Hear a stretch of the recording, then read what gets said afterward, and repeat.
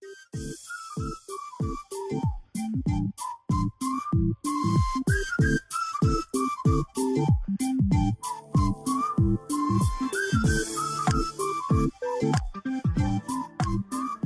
amados irmãos, a paz do Senhor Jesus. Que bom poder estar aqui outra vez com vocês, a fim de trazermos aqui alguns comentários sobre a lição da Escola Bíblica Dominical, que estará sendo estudada no próximo domingo nas classes de jovens, utilizando o novo currículo inédito da nossa casa publicadora, a CPAD, que é um currículo voltado especificamente para o público jovem, para a faixa etária dos 18 anos acima.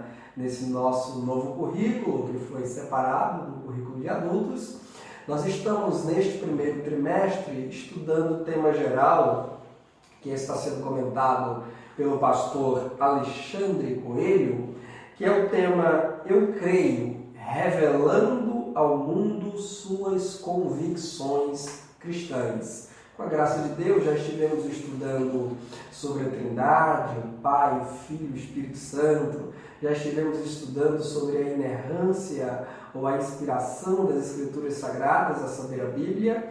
E estivemos estudando semana passada sobre a pureza e a castidade que convém a um servo do Senhor, a uma moça e a um rapaz que quer viver uma vida santa diante de Deus e dos homens. No próximo domingo, permitindo Deus, estaremos estudando o tema específico Eu Creio no Casamento. Este é certamente um dos temas mais pertinentes para serem tratados com a nossa juventude, haja vista a maioria dos nossos alunos que assistem ou que constroem a aula junto conosco todos os domingos, serem jovens solteiros que estão aí na busca de um casamento feliz, abençoado e bem-sucedido para a glória de Deus. Então, sem dúvida alguma, essa lição é uma lição que vem em bom momento para nós refletirmos, ponderarmos, meditarmos à luz da palavra de Deus, qual é o propósito de Deus para o homem e para a mulher através do casamento. Que instituição é essa e o que ela representa para a sociedade, para a igreja e o significado dela no coração do nosso Deus. Muito bem. A nossa próxima lição ela estará dividida, como é de costume, em 3 tópicos, onde nós estaremos estudando a instituição do casamento que foi feita por Deus, algumas ideias erradas a respeito do casamento, e ainda no 3º tópico estaremos vendo que Deus ele se importa com quem nós iremos casar e que, portanto, as nossas decisões, sobretudo decisões de grande relevância, como é a decisão pelo casamento, devem ser estas decisões conduzidas aos pés do Senhor, para que Ele, que é o Deus conhecedor de todas as coisas, passado, presente e futuro, possa dar a palavra final, possa dar um veredicto sobre, de fato, quem é a pessoa que deve estar ao nosso lado, porque casamento é até que a morte os separe. Meus irmãos, no primeiro tópico estaremos vendo o seguinte título: O casamento foi instituído por Deus. Eu quero chamar você para ler um texto bíblico comigo que leva-nos à origem do casamento. A instituição do casamento feita por Deus lá no Jardim do Éden. Mas nós não vamos exatamente para o livro do Gênesis. Nós vamos para o livro do Evangelho segundo escreveu Mateus, capítulo 19. Eu quero ler aqui com você uma porção da palavra do Senhor que irei utilizá-la aqui para apresentar algumas considerações dentro desse nosso primeiro tópico sobre a instituição divina, a instituição do casamento. Leia comigo, por favor, Mateus capítulo 19, versículos 4 a 6. São palavras do próprio Jesus, quando discorria ali com os judeus, mestres da lei em Israel, sobre a legitimidade do divórcio, sobre em que situações, em que circunstâncias o divórcio ele poderia ser expedido. Embora nós não iremos agora tocar na questão do divórcio, um pouco mais adiante o faremos, mas é um texto que serve para trazermos aqui a origem do casamento, a instituição do casamento feita por Deus.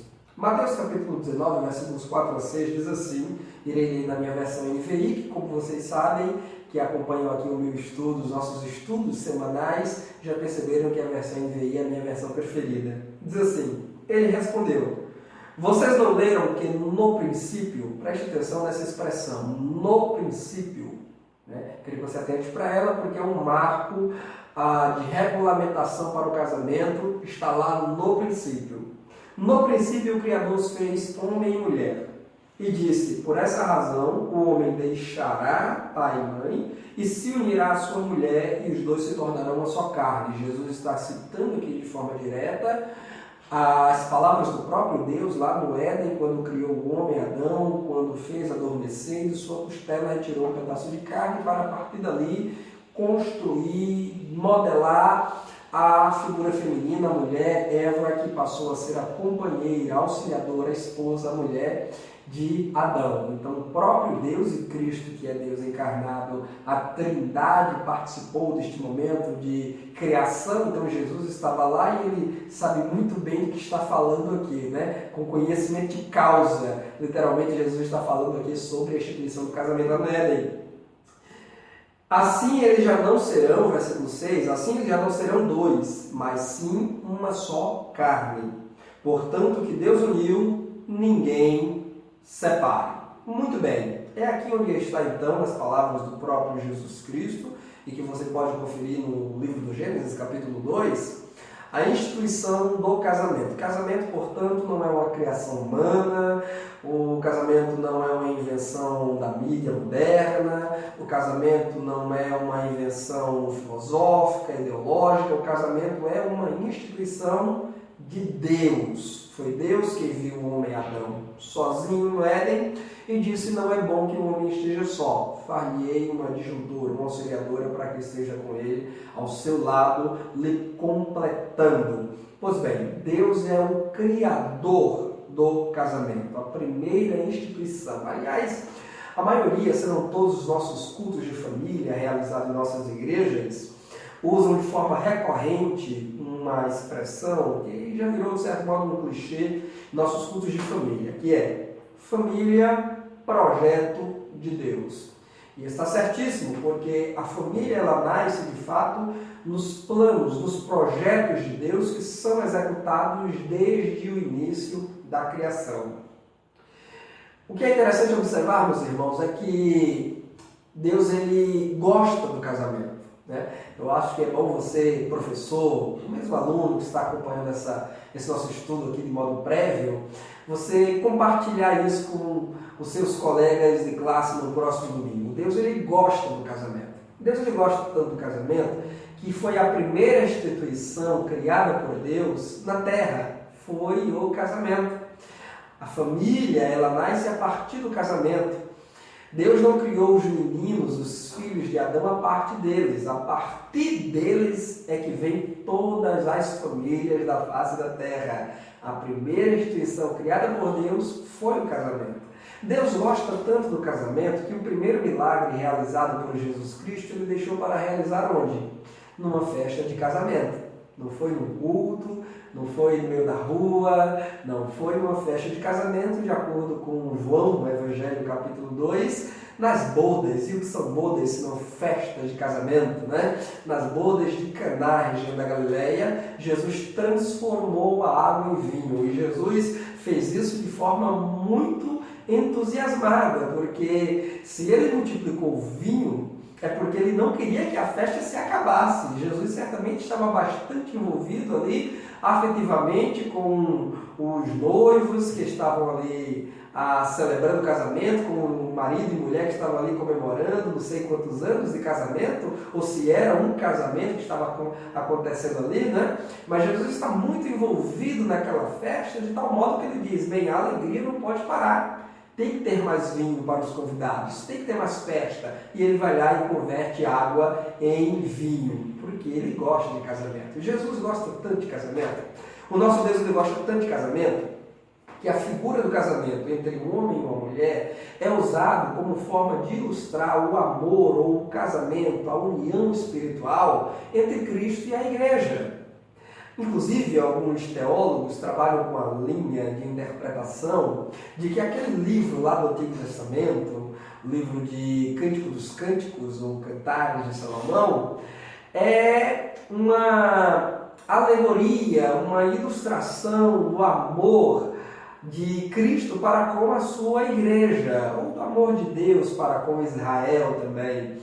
Claro, a gente não pode aqui exagerar nessa linha interpretativa, porque existem passagens ali do Cântico dos Cânticos, que é o amor enaltecido, o amor romântico e às vezes até erótico. Então existem algumas passagens ali de Cântico dos Cânticos que a gente não pode definitivamente aplicar ou espiritualizar. Mas sim, existem algumas passagens ali onde de modo poético nós podemos ver e também transpor para o amor de Cristo para com a igreja, que também está, de certo modo, ali em algumas passagens já previamente representado. Mas, se você for para as cartas pastorais, as epístolas dos apóstolos de Jesus Cristo do Novo Testamento, para o livro do Apocalipse, a palavra noiva ou esposa, noivo ou esposo, será muito recorrente nas páginas do Novo Testamento para fazer menção à relação espiritual entre Cristo e a igreja.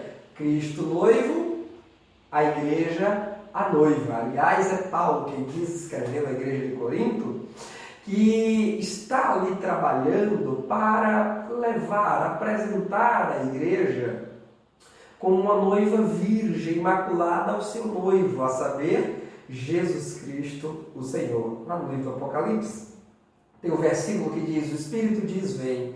A noiva diz, vem. E aquele que ouve, venha e beba de graça da água da vida. E quem é a noiva? É a igreja que, movida pelo Espírito Santo, porque nós estamos vivendo no ministério do Espírito Santo, a igreja, através da ação do Espírito Santo, está conclamando os pecadores a virem ao noivo, a virem a Cristo Jesus. Então Deus gosta muito do casamento.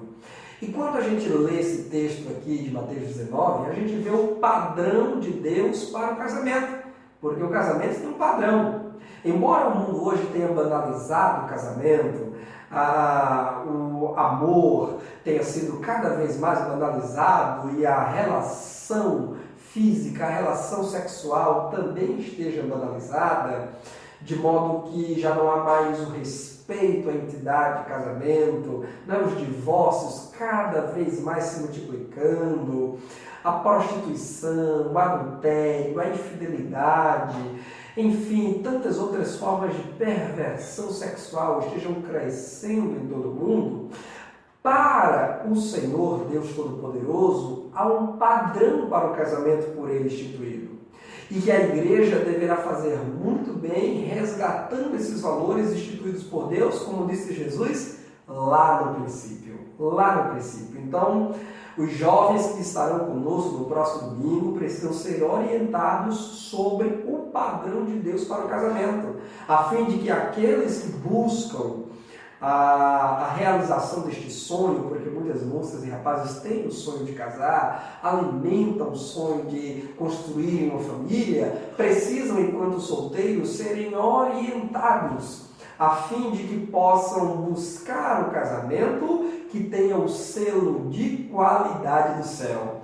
E dentro das palavras de Jesus, qual é o padrão de qualidade de um casamento que desfruta da bênção de Deus? Primeiro, o casamento instituído por Deus, ele é heterossexual. O que significa isso? É um casamento que se dá pela união de pessoas de sexos opostos, entre um homem e uma mulher. Veja o que é que Jesus diz, aí no versículo 4.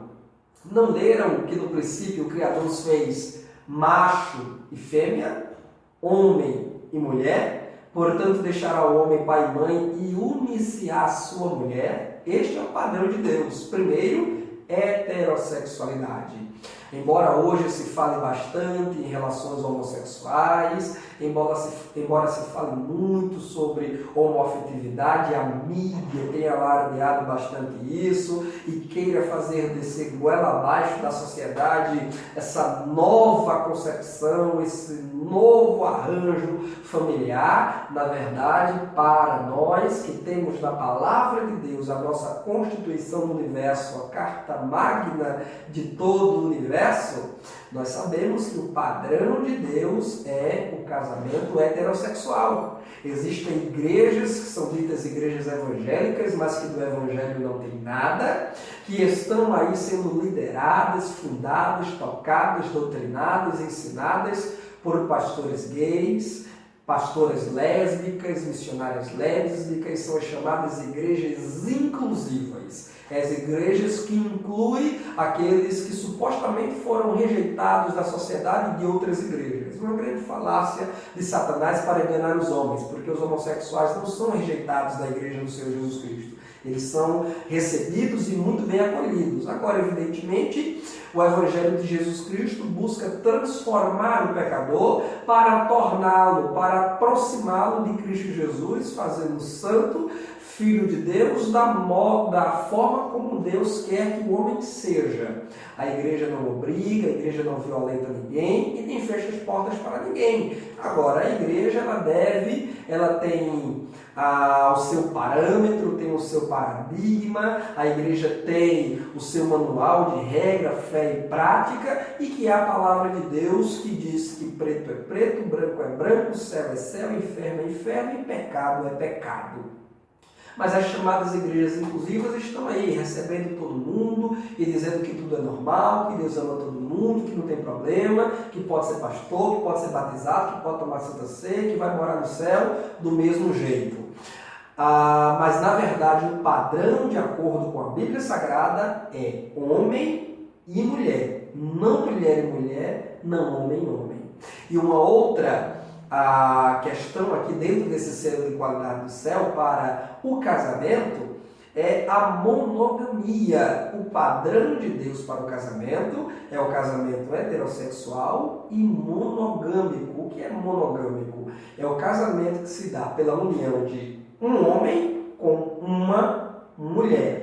Não é um homem com 3, 4, 5 mulheres, como já se vê inclusive na mídia brasileira. Não raras vezes aparece um cantor, um artista, aí gabando-se diante das câmeras de possuir 3, 4 mulheres, às vezes até leva essas mulheres para os programas para apresentá-las, e elas dizem que se relacionam muito bem, que o relacionamento é aberto, não tem problema nenhum, né? Quantas pessoas que casam dizem, bem, eu sou casado, tenho meu marido, mas o meu relacionamento com ele é muito aberto, né? Então a gente não tem problema de ter outros parceiros sexuais por fora, né? É o chamado relacionamento aberto, mas o relacionamento aberto é pecado, é prostituição, é adultério. Não importa se tem a anuência do cônjuge, não importa se o outro concorda, é prostituição e ainda mais com cúmplice do cônjuge.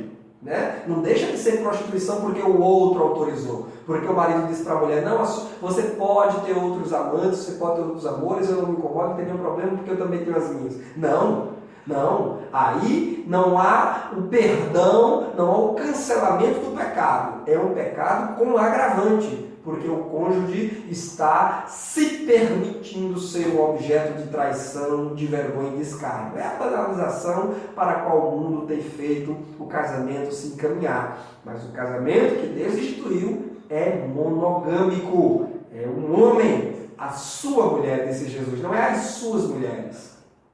E nem a mulher para os seus homens, os seus maridos. Não, é um homem para a sua mulher. Embora alguns possam questionar, mas no Antigo Testamento os patriarcas não possuíam várias mulheres. O que dizer de Abraão, de Jacó? O que dizer de Davi, de Salomão e de tantos outros? Meus irmãos, Jesus está aqui chamando a nossa atenção para o princípio. É no princípio que está o padrão de Deus. O padrão, o selo de qualidade para o casamento não está em Abraão, não está em Isaac, não está em Jacó, não está em Davi, não está em Salomão, nem nos reis de Israel ou de Judá. O padrão para o casamento está nas palavras de Jesus no princípio. Assim como na questão do divórcio.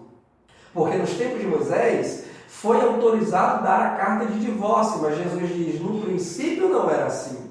Porque o que Deus uniu, não separe o homem. Da mesma forma é a questão da monogamia. Deus não fez várias Evas para um Adão. Deus não fez uma Maria, uma Rita, uma Débora, uma Ana, uma Cláudia, uma Júlia para Adão. Deus fez uma única mulher, Eva. Este é o padrão de Deus. É por isso que o Novo Testamento vem resgatar este padrão, de modo que os líderes da Igreja do Senhor, os apóstolos, veja, por exemplo, as cartas de Paulo a Tito e a Timóteo, ele sempre está recomendando que o bispo, o presbítero, o pastor, o líder da Igreja do Senhor, seja marido de uma só mulher. Por quê? Porque em Cristo Jesus, que é Deus encarnado, que esteve durante 3 anos em seu ministério terreno, ensinando os seus apóstolos e dizendo para eles, agora idem por todo mundo, pregai o Evangelho, ensinando as nações a guardar o que eu vos tenho dito, eles entenderam, através do Deus encarnado, do Deus Filho, que o padrão para o casamento não é a poligamia, os muitos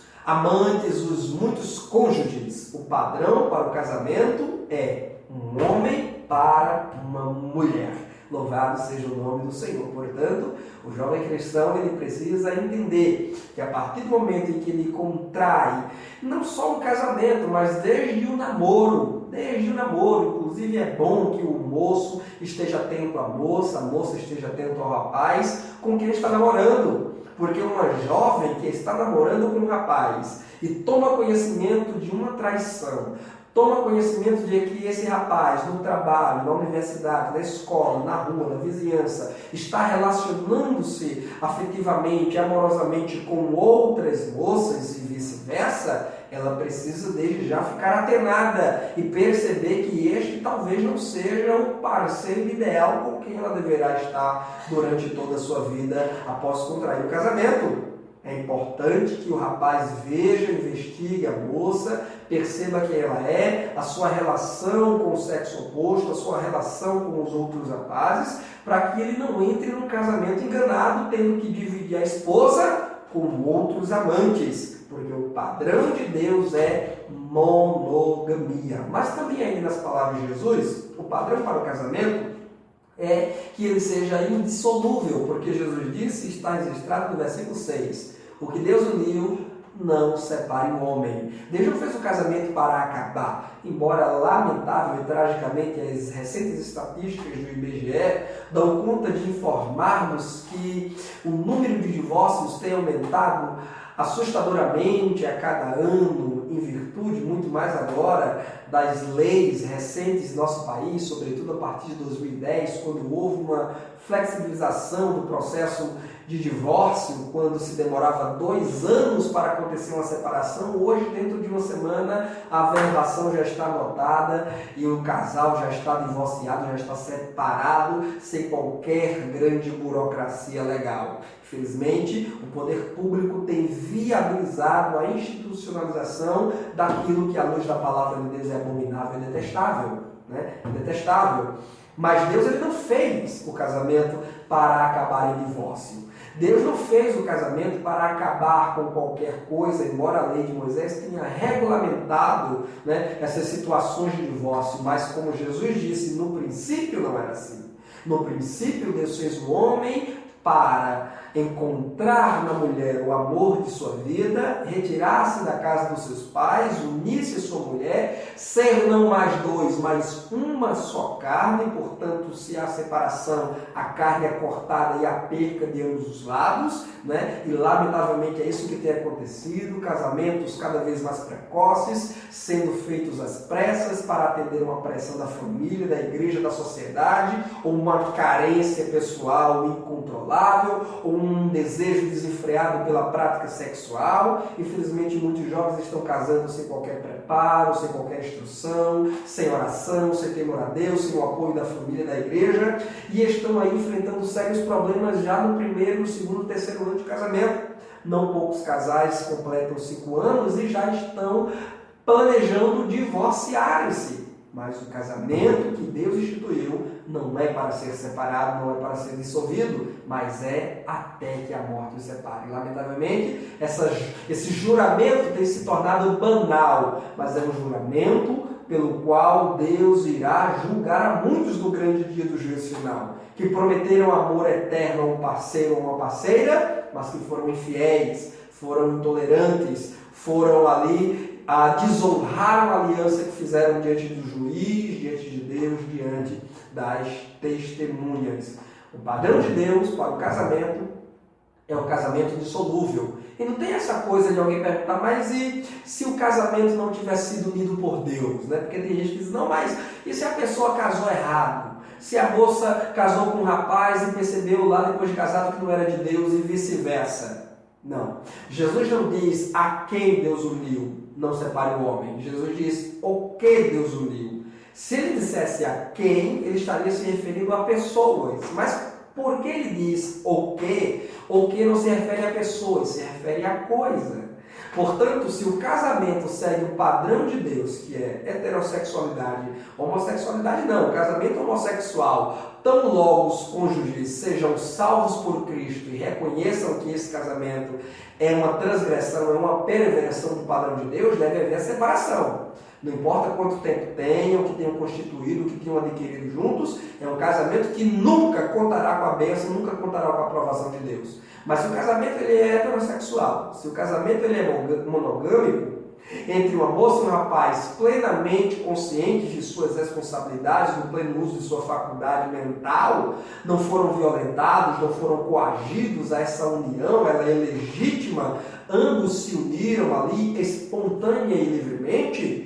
Portanto, este casamento é o que Deus uniu. Não importa se a moça é crente e o rapaz não é crente. Não importa se a moça é rica e o rapaz é pobre.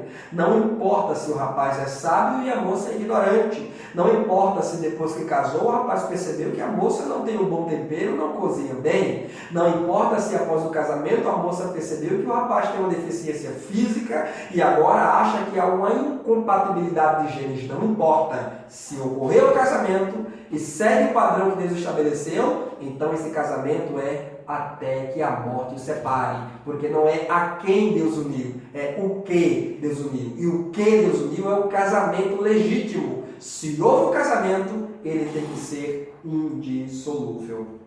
Por isso precisa ter muito cuidado, né? Por isso que os jovens precisam ser bastante atenciosos, precisam ser bastante seletivos na hora de escolher uma namorada, um namorado, uma noiva, um noivo, para que quando de fato quiserem trocar alianças, quiserem assinar o compromisso do casamento, receber ali a certidão de casamento, precisam estar certos de que estão fazendo o que querem que dure a vida inteira.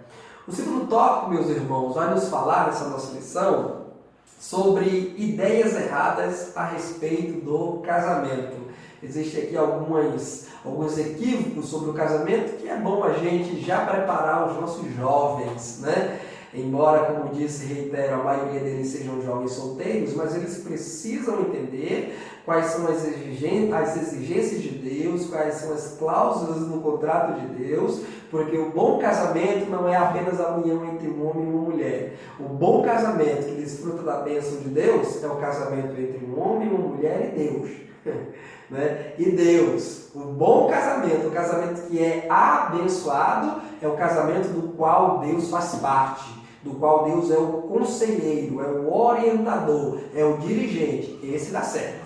Esse dá certo. Por isso, é preciso voltarmos à Bíblia Sagrada para sabermos o que é que Deus deseja para o casamento. É importante que os jovens sejam instruídos antes de casarem, porque depois que casou, aí não tem jeito, né? Muitas igrejas realizam os encontros de casais de forma periódica. Algumas igrejas fazem aí de 3 em 3 meses, 6 em 6 meses, né? Encontros de casais. Eu penso que tudo aquilo que vem agregar valor, que vem ajudar na orientação, no aconselhamento dos servos e das servas do Senhor é bem-vindo e deve ter o seu espaço na igreja do Senhor. Agora, o que é interessante também é que nós tenhamos algo que não é comum vermos em nossas igrejas. Poucas igrejas têm, e eu acho que inclusive você, professor, que acompanha esse nosso estudo, você aluno, você pastor, você obreiro, você líder de igreja que me ouve aí agora, Um tipo de trabalho que eu acho que nós poderíamos estar massificando mais nas nossas igrejas, por exemplo, é um curso para noivos, né? Um curso para noivos, onde deveriam estar sendo levados ali, né? Se não é possível fazer esse curso a nível de congregação local, mas a nível de cidade, por isso fica aí a sugestão para você levar para o seu pastor presidente, o pastor da sua igreja aí de campo, você levar a ideia, o projeto de na sua igreja instituir um curso para noivos, periódico, né? Algo ali de 2 em 2 meses, 3 em 3 meses, não sei, de acordo com a agenda e a possibilidade da sua igreja. Para quê? Para que pessoas qualificadas, pessoas bem experimentadas na área do casamento, pessoas de família, que tenham responsabilidade, que tenham maturidade e idoneidade, ali bem selecionados pela direção da igreja, possam estar orientando jovens que estão aí buscando casamento, que já se aliançaram no compromisso do noivado e que pretendem casar, mas que precisam serem orientados, né? Eu sei que nessa globalização que nós vivemos, a internet está aí, a informação está disseminada em todo mundo, né? Muitas palestras boas, né? Muitas palestras cômicas, outras razoáveis e outras ali de caráter duvidoso, né? Você entra no YouTube e encontra vídeos aí com palestras aos montes na área do casamento. Mas eu acho que seria bom que as nossas igrejas locais tivessem um curso, né? Onde se pudesse dar orientações mais de perto a esses jovens, né? Onde poderia haver ali perguntas e respostas, orientações mais constantes, um acompanhamento mais regular e frequente por parte da igreja sobre este casal de noivo que pretende de fato firmar uma aliança de casamento, né? Talvez se tivéssemos esses cursos para noivos em nossas igrejas, nós estaríamos não resolvendo todo o problema do divórcio, mas ao menos amenizando um pouco mais, amenizando, haja vista estarmos dando ali orientações preventivas, instruções, porque não adianta, irmão, a gente só trabalhar com remédio para ferida, nós temos que trabalhar com remédio de prevenção, precisamos trabalhar com antídoto, precisamos trabalhar com vacinas, né? Com vacinas, precisamos blindar antes mesmo que o casamento se efetue, os nossos jovens, para que eles, quando entrem no casamento, já entrem preparados, né? Claro que a vida a dois é uma vida a ser construída paulatinamente, o conhecimento ali ele vai se dar todo dia, o marido vai conhecer algo sobre a esposa vai conhecer algo sobre o marido, o conhecimento e a aprendizagem vai durar até a morte. Todavia, é importante que os nossos jovens já entrem no casamento com uma bagagem de compromisso, de responsabilidade, de discernimento, né? Sobre gerenciamento das dívidas. Olha como seria interessante, né? Um curso para noivos, para auxiliar os jovens no planejamento, no orçamento, nas despesas, na administração dos bens, né? Na questão ali do gerenciamento dos valores afetivos, psicológicos, terapias emocionais, psicológicas e tudo mais. Então, eu acho que existem projetos e trabalhos bons a serem desenvolvidos na nossa igreja para a juventude cristã, inclusive coordenadores de mocidade de nossas igrejas podem também estar pegando essa ideia e levando aí para a sua cidade a fim de estar auxiliando os nossos jovens. Uma ideia equivocada sobre o casamento que eu quero destacar aqui, né? O pastor Alexandre Coelho destaca a questão do morar juntos e da união estável, né? A união estável já é um assunto um pouco mais polêmico, né? Existe aqui posições que vêm da união estável ao mesmo caráter do casamento, né? Sobretudo porque a lei no Brasil já reconhece a união estável com um valor semelhante ao do casamento, né? Em termos jurídicos, termos legais, de responsabilidade e compromisso, é bastante semelhante ao casamento. Agora, a questão do morar junto é que a gente pode dizer de forma indubitável que o simples morar junto não é um casamento, né? Esse negócio do jovem dizer, eu vou morar com minha namorada, minha namorada vai vir morar comigo, né? Porque eu não aguento mais meus pais, vou embora alugar uma casinha, um apartamento para morar com meu namorado. Entre moça crente e rapaz crente, esse morar junto não pode existir. Paulo disse que por causa da prostituição que há no mundo, é bom que cada um tenha sua própria esposa. Se for para viver abrasado, dizia Paulo, é melhor que se case. Portanto, o rapaz crente, a moça crente, que se relaciona afetiva e sexualmente sem o compromisso do casamento, está em pecado, é fornicação, é porneia, é prostituição. Porque qualquer prática sexual fora do leito conjugal, fora do ambiente do casamento, é pecado de prostituição. Não existe essa coisa de, mas eu o amo, mas ela me ama, mas a gente é quase casado. Não existe quase casado aos olhos de Deus. Ou é casado ou não é casado. Ou de fato tem o compromisso legal, jurídico, reconhecido por Deus de acordo com o padrão que nós apresentamos aqui para você, né? O casamento heterossexual, monogâmico e indissolúvel, né? Se não segue esse padrão, não tem a bênção de Deus, mas se segue esse padrão e se está respaldado de acordo com a lei, a Constituição, porque casamento também é a atribuição cível, né? Os homens delegam sobre o casamento, existem leis, né, que orientam nesse sentido. Então, se o casamento também não tem o documento legal que a sociedade ateste que aquele casal está de fato legitimamente casado, então o casal está em prostituição, né? Está em fornicação e, portanto, precisam se arrepender, largar essa vida, casarem-se de fato ou então se afastarem um do outro para não incorrerem no pecado gravíssimo de prostituição persistente e futura condenação por Deus. Certamente que morar junto não é, o simples morar junto sem o compromisso do casamento não é a vontade de Deus. Jesus deixou muito claro, deixará o homem, pai e mãe, unir-se-á a sua mulher e serão ambos uma só carne. Casamento não é brincadeira, não é um vamos testar, vamos juntar aqui, vamos morar 6 meses, se der certo a gente casa. Não existe isso. Não existe isso de vamos testar, vamos ver. A moça crente, ela deve casar-se e se ver que realmente quer aquilo. Se já testou o caráter do rapaz durante o namoro, durante o noivado, não pela união sexual, porque esta é uma dádiva de Deus, é um presente de Deus, porque o prazer sexual é uma bênção legítima de Deus para ser desfrutada no casamento. Mas se a moça percebeu o caráter do rapaz, percebeu a conduta do rapaz, percebeu o projeto de vida do rapaz durante o namoro e o noivado, e ela vê que vale a pena investir no casamento, então ela entra nesse casamento, mas não para testar, não para, vamos ver se dá certo, se não der a gente separa. Você volta para casa da sua mãe, eu volto para minha casa. Não, casamento é coisa séria e qualquer prática sexual fora do casamento é reconhecido por Deus e pelos homens, é pecado de prostituição.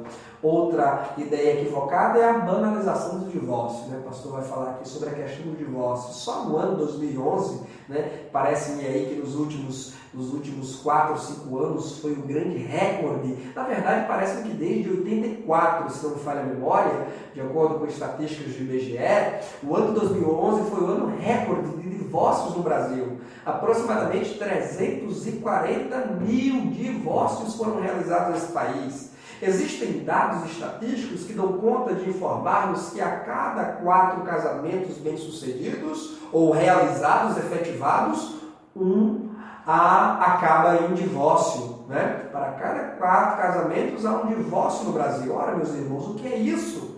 O que é isso se não a banalização do divórcio? A grande mídia investindo pesado, né? Se não deu certo, acaba. Coloca outro na cara dele e mostra que você, mulher, é melhor.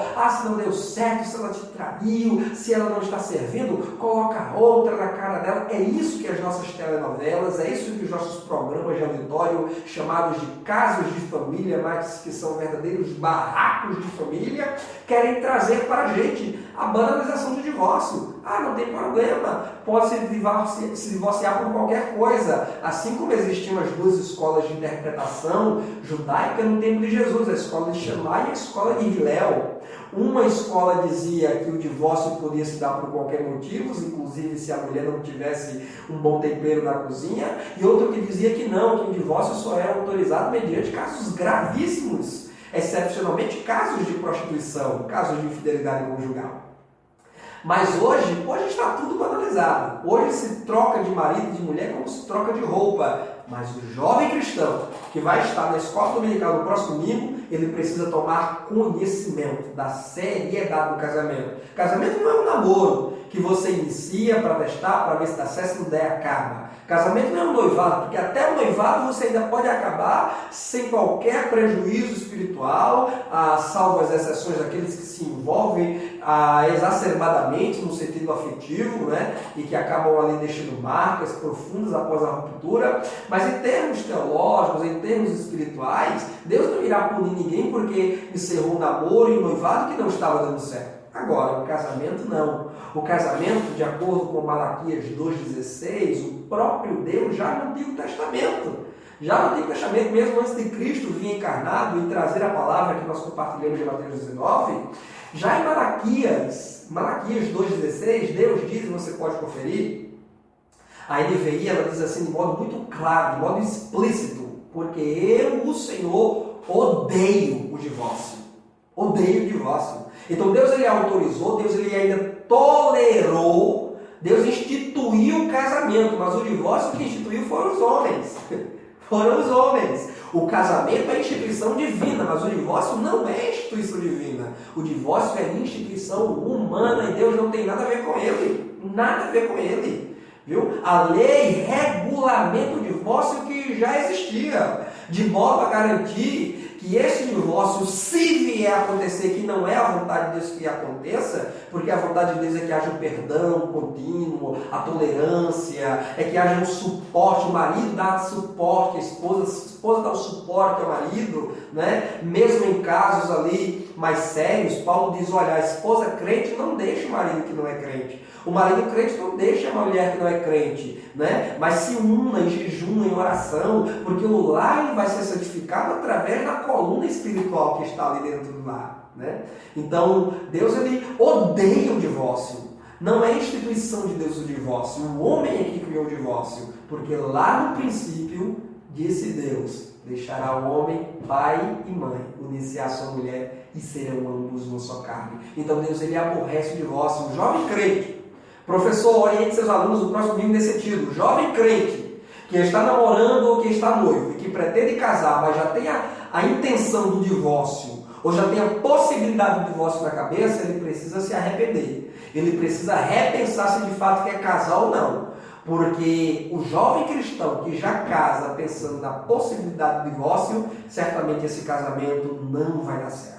Certamente será um casamento prejudicado, porque desde já está maculado pela má disposição da mente. O jovem cristão tem que ir para o casamento, mas é pensando, se alguma coisa der errado, porque eu sou humano, minha companheira é humana, né? Eu sou humano, meu companheiro é humano, alguma coisa durante o percurso do casamento pode dar errado, a gente pode tropeçar, pode haver alguma divergência, algum conflito, e certamente haverá. Mas eu quero que Deus me ajude a perdoar sempre, a amar sempre, a tolerar sempre, a ajudar sempre, a compreender sempre. A solução de Deus para o casamento ferido nunca é o divórcio, mas o perdão, a reconciliação. O divórcio poderá sim ser um escape e uma saída em última instância, tendo sido esgotadas todas as demais possibilidades de renovação do amor no casamento.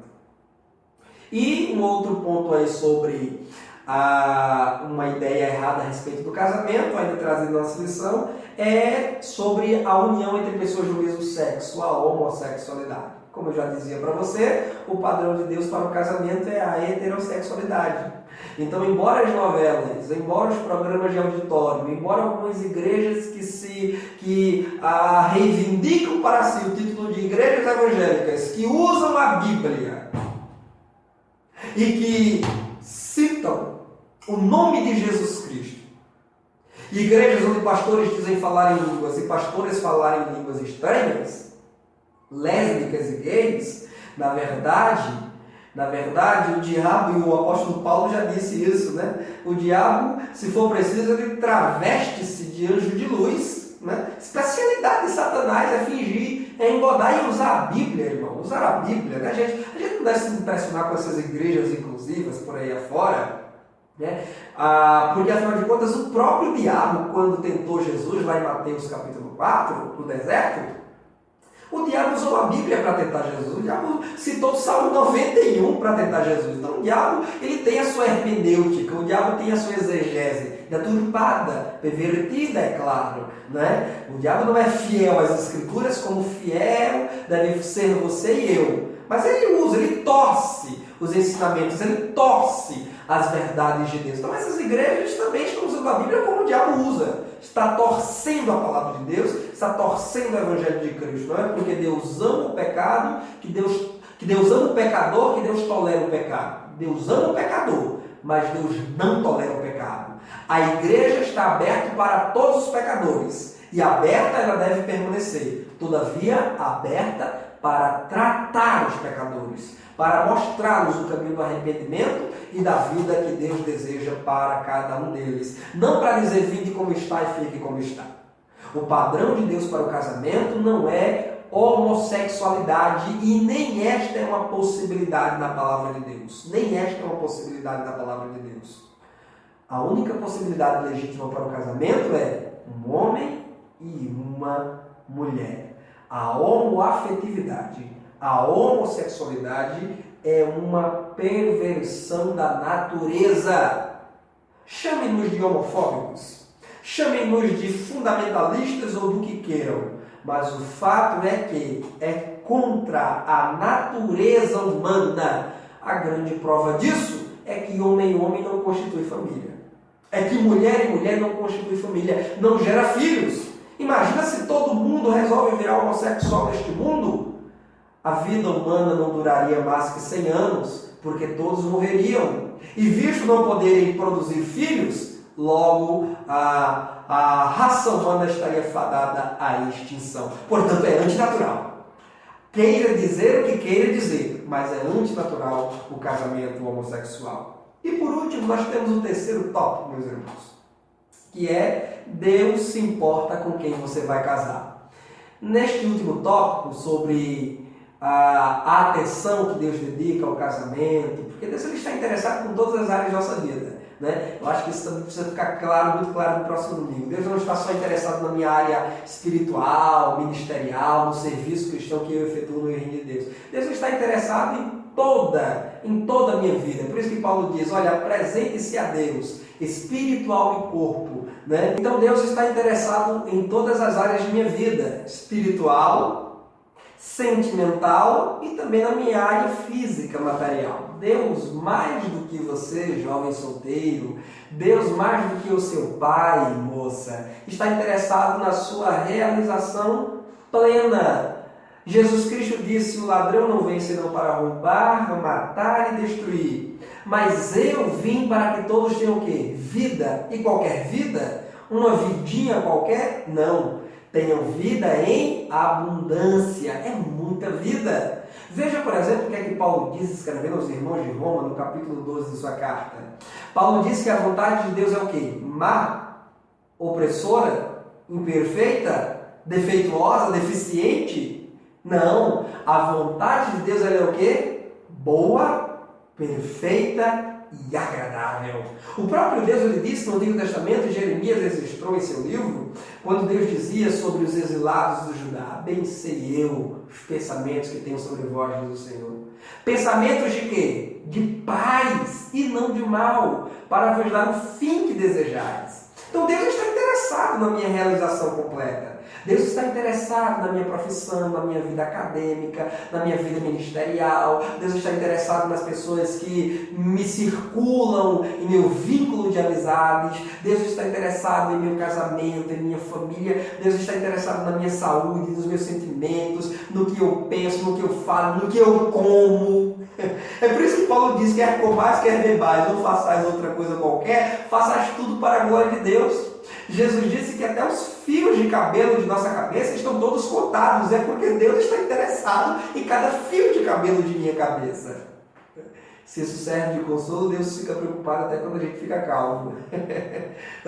Deus está preocupado, meus irmãos, com todas as áreas. Então você que é professor, você pode compartilhar isso com seus alunos no próximo domingo. Dizer para cada um deles que quando a gente traz aqui o padrão de Deus para o casamento, quando a gente fala, né, quando a gente fala muito de casamento, se fala muito em julgo desigual, né? O jovem cristão não entrar no relacionamento que seja uma balança desleal para ele, envolver-se com uma pessoa não crente, que não tem um temor ao Senhor, que não tem a reverência, a decência, o pudor, a ética cristã, né? Não se envolver no relacionamento que mesmo seja com uma pessoa crente, mas uma pessoa negligente, preguiçosa, sabe, que não tem comunicação, irreverente, rebelde, desobediente a pai e mãe. Quando a gente diz isso,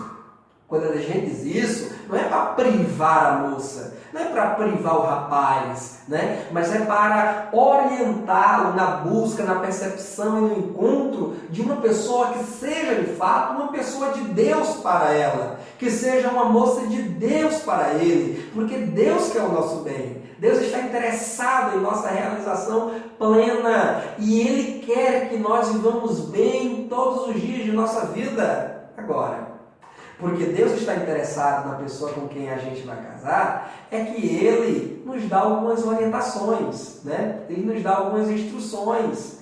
Mas, inclusive, um ponto dentro desse tópico é a questão da oração, né? É a primeira atitude de um jovem que pretende casar é orar. Por quê? Porque se o jovem ele não ora, se o jovem não tem um canal aberto com o céu, com o Deus que conhece o passado, o presente e o futuro de todas as pessoas, que conhece não só a aparência, mas o caráter, porque ele disse a Samuel, o homem vê o exterior, mas eu vejo o interior. Se um jovem está interessado numa moça, mas ele não tem, este rapaz não tem contato com Deus, logo ele não terá um ouvido aguçado para ouvir a voz do Espírito Santo quando ele disser, essa sim, essa não.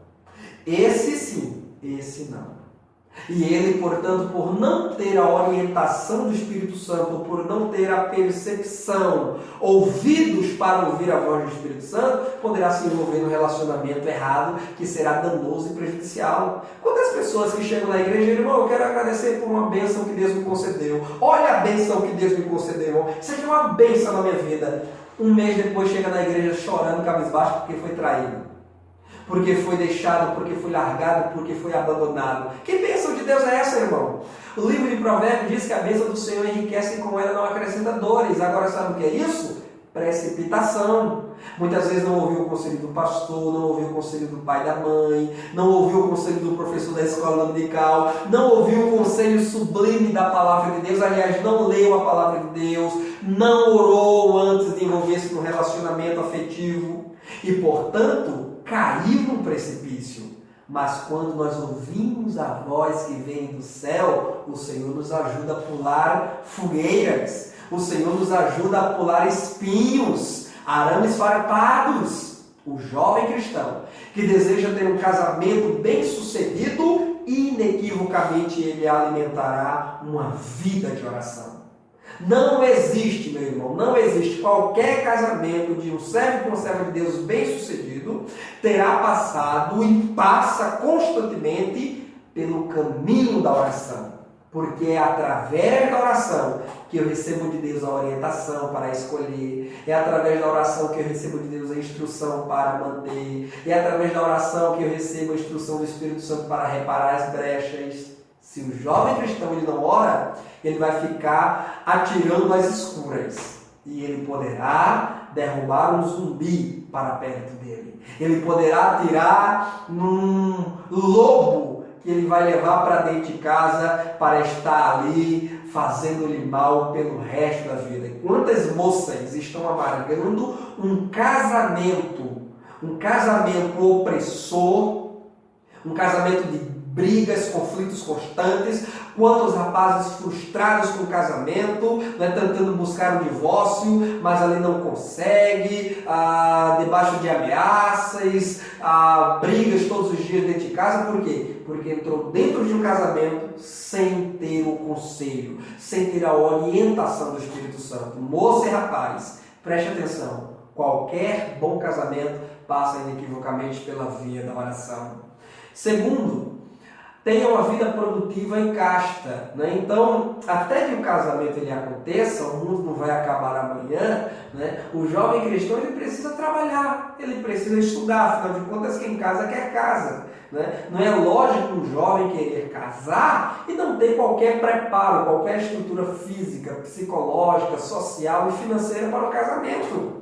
Casamento é coisa séria, não é brincadeira, não é um passeio a um shopping de duração de 2, 3 horas. Casamento é para a vida inteira. Né? Aquele que quer casar, ele tem que ter estabilidade financeira, ele tem que ter preparo psicológico, ele tem que ter preparo espiritual, tem que ter preparo físico também. Por que muitos casamentos estão se acabando em divórcio, não mais que depois dos 3, 4, 5 anos de casamento? Por quê? Porque são adolescentes que estão casando. Adolescentes sem qualquer preparo. Ainda sejam jovens de alta estatura, jovens de idade já de seus 20, 25 anos, mas são adolescentes na mente, na cabeça, no entendimento. São meninos, são gurizões e gurizonas que estão casando sem terem um entendimento, um peso da responsabilidade de uma vida a dois. Que não é apenas a cama, que não é apenas o sexo, que não é apenas a selfie de casamento, porque tem muita gente que tem o sonho do casamento, porque acha que casamento é apenas um ensaio fotográfico, um book que se faz para publicar na internet e dizer casei. Tem gente que pensa que casamento é só o momento do prazer, né? Mas a selfie, o momento do prazer no leito conjugal, não ocupa nem sequer 50% do espaço, do tempo da vida de um casal. Não é. Né? Casamento é muito mais do que isso. Casamento é muito mais que troca de fluidos corporais. Casamento é muito mais que compartilhamento de registros fotográficos de bons momentos. Casamento é na alegria e na tristeza, na fartura e na escassez, na pobreza e na riqueza, na saúde e na doença. Casamento é coisa séria para o resto da vida. E o jovem cristão precisa estar preparado. E ele precisa se preparar antes. Não é se preparar depois que casa, é se preparar antes. Precisa trabalhar, precisa estudar, precisa fazer as suas economias. Como é que um jovem quer casar e não tem dinheiro que pague o registro no cartório do seu casamento? Né? Ele quer casar, mas até o registro no cartório ele precisa correr atrás de um e de outro para ajudar. Não vejo problema nisso, você ser abençoado pela igreja para lhe dar o valor de você celebrar o seu casamento em cartório. Agora, se você quer casar, entende-se que pelo menos os 180, 200, 300 reais para celebrar o casamento no cartório, você deva ter. Porque você deverá ter sua casa, você deverá ter finanças ali guardadas para comprar a mobília de sua casa. O jovem precisa estar preparado. Né? A moça precisa estar preparada. Aliás, hoje, né, o sustento do lar ele não é dependente exclusivamente do homem. Antigamente o homem ia trabalhar, trazia um provento para dentro de casa enquanto a mulher administrava o lar. Mas hoje a nova dinâmica social, a nova dinâmica da família, né, exige que homem e mulher trabalhem, ainda que seja em casa, ainda que seja um trabalho autônomo, né, porque tem muitas pessoas trabalhando na informalidade e vivem bem, não tem nenhum problema nisso, mas é preciso que a mulher e o rapaz trabalhem. Inclusive, nós postamos em nossa página lá no Facebook Desperta Jovem e você poderá verificar, a gente vai compartilhar de novo para você ter fácil acesso à imagem. Que é uma imagem que nós compartilhamos, eu trago ela aqui em preto e branco, mas ela está colorida e você pode pegar a imagem, imprimir e levar para os seus alunos, inclusive no próximo domingo. Que é uma imagem onde eu coloco aqui duas colunas. Né? Eu coloco aqui, jovem, com quem você quer casar? Uma pergunta. E aqui na primeira coluna eu coloco características de uma escolha errada, na segunda coluna, ou na primeira coluna, características da escolha certa, e na segunda coluna, características de escolha errada. Né? Por exemplo, uma boa escolha para o casamento. O rapaz estuda? A moça estuda? Ou você prefere fazer uma escolha errada, por alguém que acha que o estudo é uma besteira? Uma boa escolha. A moça gosta de trabalhar. O rapaz gosta de trabalhar. Mas na má escolha, o rapaz é preguiçoso, a moça dorme até 11 horas do dia, não sabe cozinhar um feijão, um arroz, não sabe fritar um ovo. Uma boa escolha, a moça respeita pai e mãe. Na má escolha, a moça não tem qualquer respeito pelos pais. Na boa escolha, o jovem tem disciplina em suas finanças. Mas na má escolha, o jovem não trabalha e deve a Deus e ao mundo. Você quer, por exemplo, um típico exemplo de um jovem que não presta para casar? É um jovem que deve R$5 na cantina da igreja 2 meses atrás e corre para não pagar. Desse jovem, moça, corra também. Corra também. né? Ah, mas ele é bonitinho, mas tem um sotaque engraçado, ele fala umas línguas estranhas bonitas. Fuja, porque línguas estranhas, glória a Deus, aleluia, terno e gravata não vai lhe dar de comer. Glória a Deus, aleluia, não sustenta casamento de ninguém. Como é que um jovem quer casar, mas deve na cantina da igreja R$ 5 de pastel e coxinha há 2 meses e se esquiva da irmã da cantina para não pagar? Esse jovem já está declaradamente inapto para uma vida 2, inapto para a vida do casamento, porque ele demonstrou nas coisas mais simples da vida não ter qualquer administração das finanças. Uma moça que comprou a revista da escola dominical do último trimestre de 2014 e até hoje não pagou e não está nem aí, o superintendente avisa, o pastor avisa, ela não está nem aí, já provou que é uma moça sem qualquer administração das finanças. Não é boa para casar, porque certamente quando casar e que as despesas maiores virem, aí meu amigo vai atrasar água, luz, gás, fatura de cartão de crédito e aliás o endividamento é uma das maiores causas dos divórcios neste país. O jovem cristão precisa fazer a sua escolha. E existem aqui muitas outras características que eu compartilhei aqui e você pode ver na nossa página do Facebook, no Desperta Jovem, que inclusive o link está aqui na descrição do nosso vídeo.